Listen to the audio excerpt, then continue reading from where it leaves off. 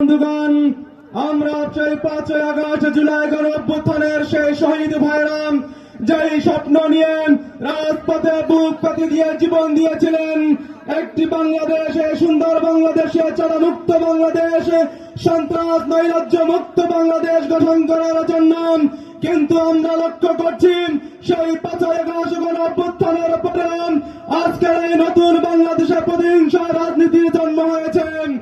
আমরা আজকের এই ছাত্র এবং যুব সমাবেশ থেকে আমরা ঘোষণা করতে চাই, বাংলাদেশ জামাত ইসলামীকে চোখ রাঙিয়ে ভয় পৃথিবীর নাম। বাংলাদেশ জামাত ইসলামী ইসলামী ছাত্র শিবির চোখ রাঙানো ভয় পায় না। আগামী দিনে যে জাতীয় সংসদ নির্বাচন রয়েছে সেই জাতীয় সংসদ নির্বাচনে এই বাগেরহাট 4 আসন থেকে গণমানুষের নেতা জনতা অধ্যক্ষ আব্দুল আলিম স্যারকে বিজয় সুনিশ্চিত করার জন্য মালগঞ্জ শরণখোলার ছাত্র এবং যুব সমাজ আবু সাইদ মুক্তর মতো ভূমিকা রাখবে ইনশাআল্লাহ।